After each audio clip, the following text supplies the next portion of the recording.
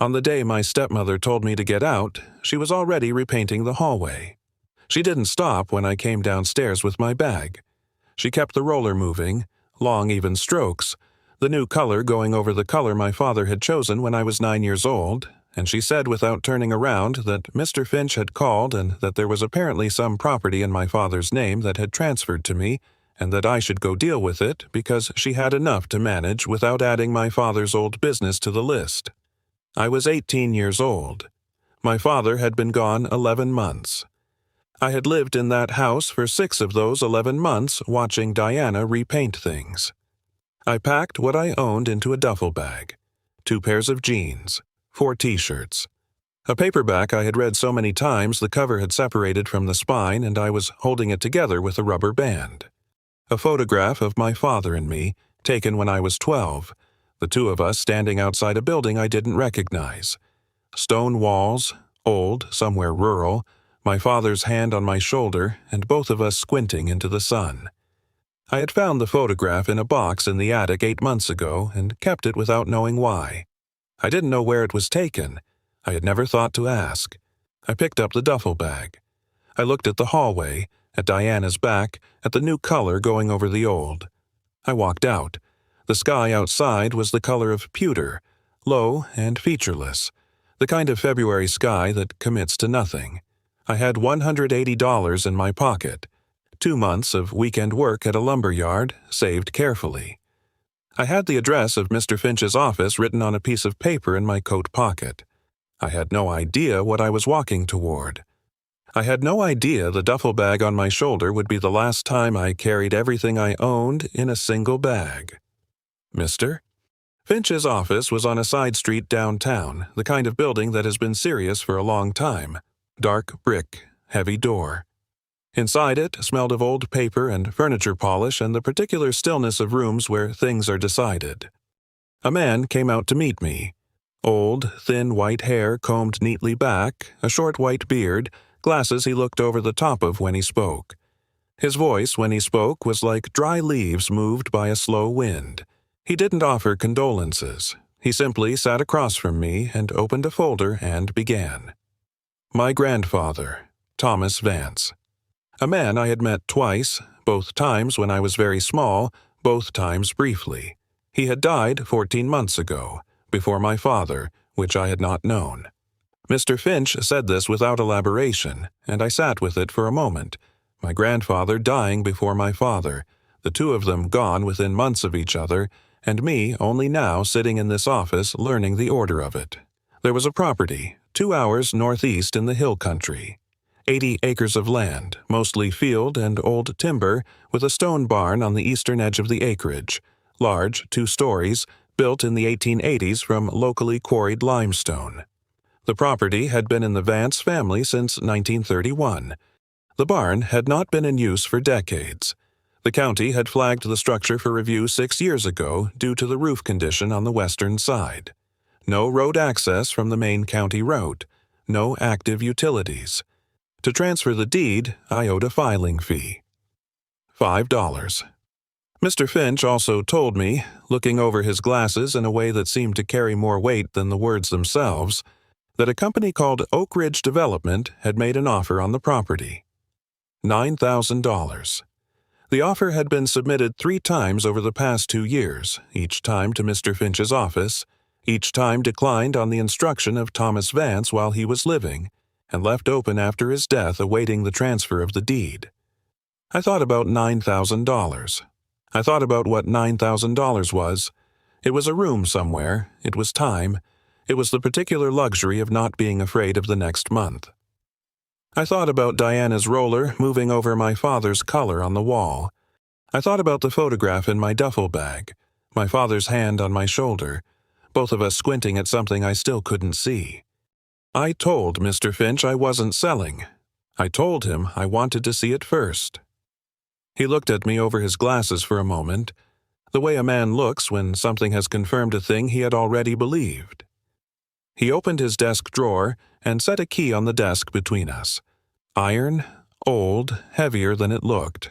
He said, "Your grandfather left a document. You'll find it on the property. He was specific about that. It stays with the property, not with me. I picked up the key. It was the most impulsive decision I had ever made. It was the only decision I could have made. The bus northeast took 2 hours. I sat with the duffel on my lap and watched the city give way. Strip malls thinning, then open land, then hills.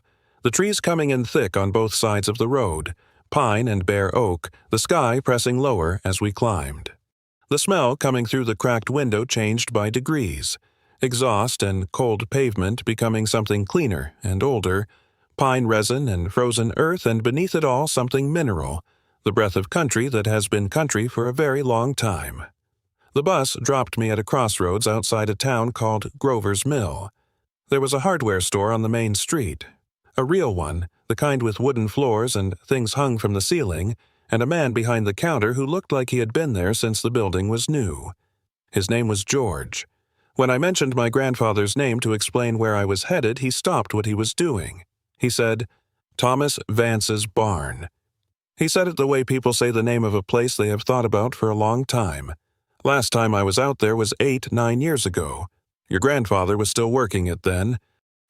He paused and looked at me with the particular assessment of a man who has learned to read people quickly and accurately. "Son, you look like you've come a long way on not much sleep and less food." He wouldn't let me leave without a thermos of coffee from the back room. He drew me a map on the back of a receipt.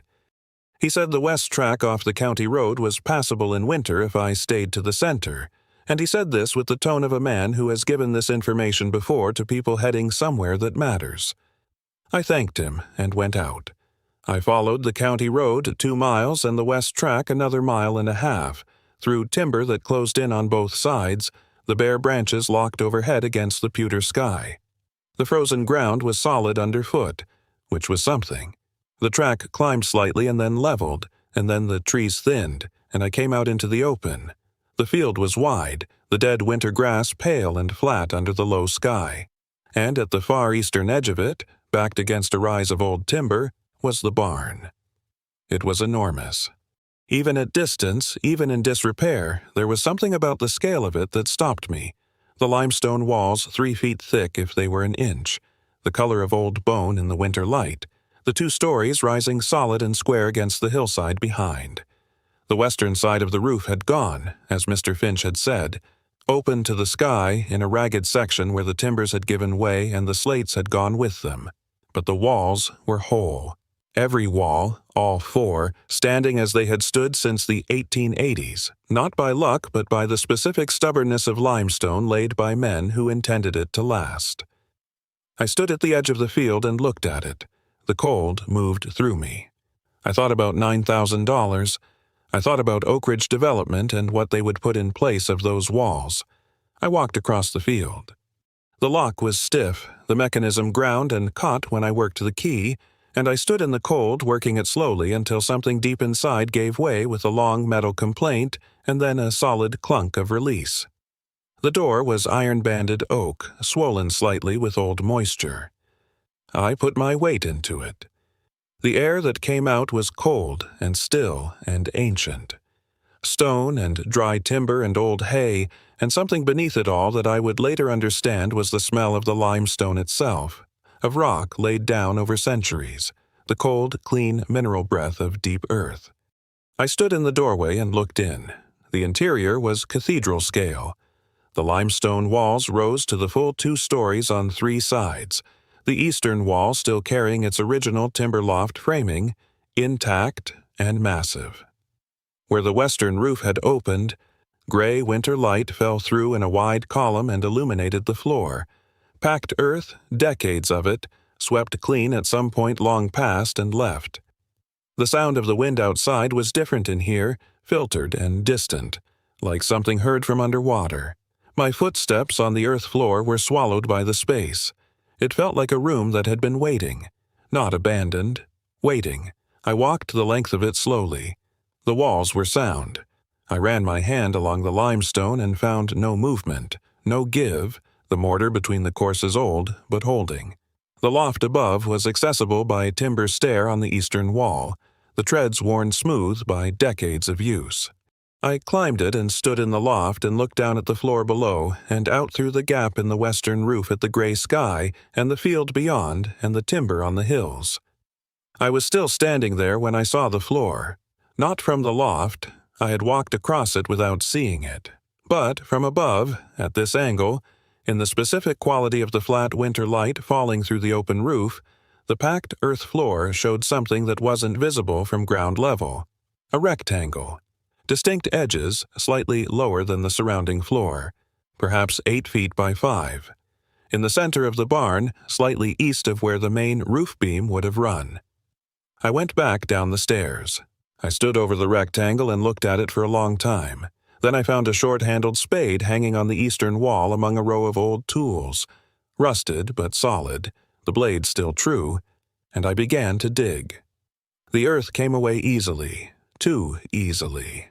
Not the packed density of undisturbed ground, but looser, turned and resettled, the kind of earth that has been moved before and put back. I dug carefully, 6 inches, 8, a foot, and then the spade rang against something that was not earth. Stone. A flat limestone slab, the same material as the walls, set flush and covered over. I cleared the earth from its edges and found handholds cut into the sides. Deliberate, measured, the work of someone who intended this to be found again. The slab was heavy. I worked it up from one end and leveraged it back, and the air that came up from below was different again. Deeper cold, absolutely still, and carrying that same mineral clarity, undiluted by anything, the smell of sealed stone. Steps went down. Limestone, cut from the same quarry as everything else, worn at the center by old use. I went down 7 steps into a chamber beneath the barn floor. It was perhaps 12 feet square. The walls were limestone, dry-laid without mortar, fitted with the same care as the barn above. The ceiling was low, I could stand barely, and the chamber was not empty. Along the 3 walls that were not the stairway wall, wooden shelving had been built, heavy timber set into the stone, solid as the day it was made. And on the shelves, in careful order, were wooden crates, perhaps 30 of them, various sizes, each one sealed with a fitted lid and banded with iron. Each one labeled in a hand I didn't recognize, the ink faded to brown, the labels themselves protected under a thin coat of something clear and hardened, some kind of sealer, carefully applied. I lifted the lid from the nearest crate. Inside, wrapped in oilcloth and packed in dry straw, were documents. Land surveys, I understood after a moment. Large sheets of drafting paper, folded carefully, the lines precise and faded. I set one aside and opened the next crate. More documents. And in the crate after that, something different. Glass jars, the old-fashioned canning kind, but these held no food. Rolled inside each jar, coiled tight, were banknotes. Old bills, their edges soft with age, packed dense and sealed under the jar's rubber and lid closure. I opened one jar, I counted one roll, $800. Old bills, all of them, but legal tender, as good now as the day they were sealed. The jars filled 4 crates. I did not count them all that day. I sat down on the bottom step of the limestone stairway with a jar in each hand and my back against the cold stone wall, and I tried to make my mind do the arithmetic, and it refused. It simply refused, the way a mind refuses things that are too far outside the shape of what it has been expecting. I sat there in that chamber for a long time. The cold came through the stone and into me, and I sat with it, and something rose up through my chest that had nowhere to go, and I let it go where it needed to go, which was out, which was loud in that sealed stone chamber, which echoed off the limestone walls in a way I was glad no one else could hear.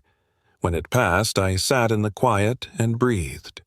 Then I noticed what was on the shelf above the jar crates. A single item, separate from everything else, placed at eye level and slightly forward as if to be seen first by someone who knew to look. A leather satchel, old and dark, the strap folded over itself, the clasp still holding. I did not open it that day. I carried it up the 7 steps and across the barn floor and out into the winter air, and I sat with my back against the limestone wall in the cold and held it in my lap. Some things require the right moment. I was learning to know the difference. That night I slept in the loft of the barn under both blankets from my duffel bag, the thermos of George's coffee working its way through me against the cold. I lay in the old timber loft and listened to the wind move across the open roof section and watched the stars through the gap, hard and clear, the way stars are in true country dark. In the morning, I opened the satchel. The document inside was 3 pages, written in a hand that was old but controlled, the letters formed with the deliberateness of a man to whom precision mattered. "Leo," it began. "If you have found this, you are standing in what your great-great-grandfather built in 1887, and what your grandfather kept, and what I am leaving to you because there is no one else who deserves to receive it, and no one else I trust to understand what it means." He wrote about the barn. He wrote about the family's history on the land, the original 80 acres, the limestone quarried from the eastern hill, and laid by his great-grandfather and 2 brothers over 2 summers, the barn raised in a third. He wrote about what the land had been used for in the decades since, and what it had stopped being used for, and why. Then he wrote about why he had kept his distance from my father, and from me. He wrote carefully, as a man writes when he has rehearsed something for a long time and wants to be precise. He said there had been a dispute, a legal matter, a former business partner who had made claims against the Vance land going back to a contract signed in 1962. He said the dispute had never been fully resolved, only suspended, and that while it was suspended, the safest thing, for my father, for me, was distance. He said he had believed that the claim would collapse in time, and it had 11 years ago, and by then the habit of distance was harder to break than he had expected, and he was not a man who found apology easy, and he had found other ways to keep watch. He said he had kept watch. He said, "You will find surveys in the crates below. Have them reviewed by a land attorney, not Oak Ridge Development's attorney, and not the county assessor. The surveys document a mineral stratum running beneath the eastern 30 acres of this property. Iron ore, a deposit that was surveyed in 1953 and never filed publicly because my father did not trust what public filing would bring. The stratum is real. I have had it confirmed twice in my lifetime, quietly, by men I trusted. What it is worth in the current market, I cannot tell you. What I can tell you is that Oak Ridge Development has had this land surveyed without my permission, which is why they have been offering $9,000 for 80 acres of hill country and calling it a fair price. They know what is under the eastern 30 acres. They are hoping you do not." He wrote, "The money in the jars is yours to use as you need it. Count it when you are ready. Do not let the amount surprise you into a bad decision. Your grandfather was a careful man for a long time, and careful men accumulate slowly and surely." His final paragraph was shorter than the rest, the handwriting slightly different, as if written at a different sitting. "I am sorry for the years. I am sorry your father carried the distance as long as he did, and that I was not the one who closed it. I was proud of him every year of his life. I was proud of you from the day I knew you existed." There are photographs in the satchel at the bottom, under the documents. Look at them when you are ready. There was a photograph, old, black and white, taken from a distance, a man and a boy standing outside a stone barn, the boy perhaps 12 years old, both of them squinting into the sun. I turned it over. On the back, in the same controlled hand, Thomas and Leo. August. I sat on the limestone floor of the barn with that photograph in my hands for a long time. I thought about the photograph in my duffel bag. My father's hand on my shoulder, the stone building behind us, both of us squinting into the sun. The same building, the same light. My father had brought me here when I was 12 and had not told me what it was, and I had not known to ask. He had wanted me to see it. He had just not found the words yet. I wept then for everything, for my father, for the years, for a photograph taken from a distance by an old man who was proud of a boy he couldn't reach, for the specific cruelty of time and silence and how much they can take from people who love each other. The stone walls held the sound of it and gave it back to me changed, and I sat in that chamber of old limestone with my grandfather's photograph in one hand and my father's photograph in the other, and I stayed there until I was finished. I spent the next 6 weeks in the barn. I drove to Grover's Mill on foot when I needed supplies, which took an hour each way, and George at the hardware store let me run a tab without discussion. A retired man named Warren appeared one morning and said he'd heard there was structural work needed on the western roof and that he'd been a timber framer for 40 years and had a slow week. He stayed 4 days. A woman from the town, I never knew her name, left a box of kitchen supplies on the track one morning with no note. I patched and cleared and repaired. I got the iron stove in the corner of the ground floor drawing properly, and the warmth it put into the stone surprised me. Stone holds heat differently than wood or plaster, holds it longer, gives it back more slowly, more steadily, the way old things give back what they've been given. I found a land attorney in the county seat through Mr. Finch. His name was Arthur Abernathy, and he was the kind of man who moves slowly and thinks fast. He took the surveys away and came back 3 weeks later and sat across from me in his office and said the mineral deposit was documented and real, and that the filing, properly done, would constitute a legal mineral rights claim that would need to be addressed before any development on the eastern 30 acres could proceed. He said Oak Ridge Development had known about the stratum for at least 2 years. He said the word carefully, known. I drove to Oak Ridge Development's regional office on a Thursday in April. 2 men in expensive suits at a conference table. They offered coffee. They talked about the land's potential and about community partnership and about what a young man in my position might do with a meaningful financial settlement. They put a number on the table, $325,000. I looked at the number. I thought about the cold of the limestone chamber coming up through the earth. I thought about Warren on the roof, 4 days without pay. I thought about my grandfather's handwriting. They know what is under the eastern 30 acres. They are hoping you do not. I said no. They waited. I told them what I would accept instead. The mineral rights would not be sold, and they would be held in a family trust, administered through Mr. Abernathy's office with annual independent assessments. If any extraction were ever agreed to in the future, by me, by anyone who held this land after me, 30% of net proceeds would go directly to a land conservation fund for the Grover's Mill Township, in perpetuity. The barn and the surrounding 50 acres would carry a heritage preservation covenant, permanent, non-negotiable, filed with the state. The eastern 30 acres, over the mineral stratum, would be permanently restricted from residential development. These were the terms.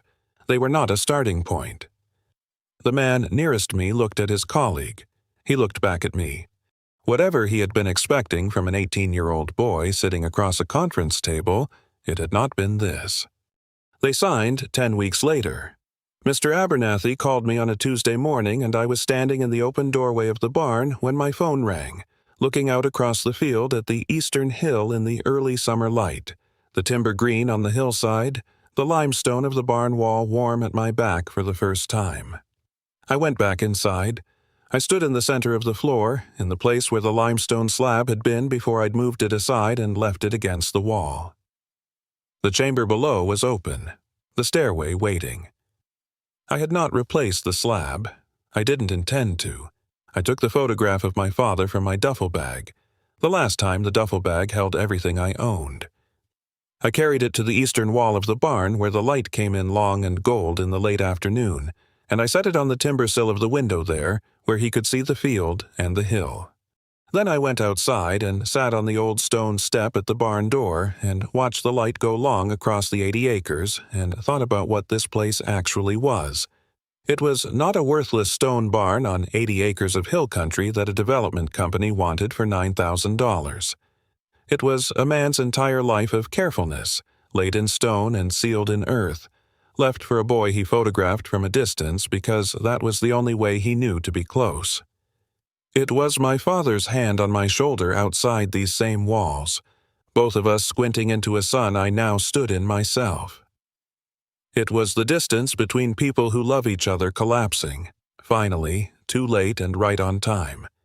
I stand in the doorway of that barn sometimes, in the early mornings, when the light is still low and the field holds the mist and the limestone walls are cold at my back and the day hasn't started yet. I look at the eastern hill. I think about my grandfather counting rolled bills into glass jars and sealing them one by one over years, saving something up for a boy he was not allowed to reach. I think about the things we build for people we cannot yet hand them to. My inheritance was not the money in the jars or the mineral rights under the eastern 30 acres or the 80 acres of hill country or the barn that has been standing since 1887 and intends to keep standing. My inheritance was the knowledge that someone had been thinking of me all along, that in the silence and the distance and the years of not knowing, a careful man had been building something with my name on it, sealing it, waiting for the right moment to let it be found. This place didn't just save me, it told me who I came from, and that turned out to be the same thing. If you have ever stood in a place that felt like it was waiting for you, like it had been holding itself ready across years and distance and everything that got in the way, you know the feeling I am trying to describe. It is not luck, it is not coincidence. It is the long work of love, arriving late, arriving whole.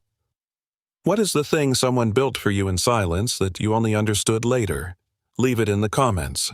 I read every single one. Thank you for listening.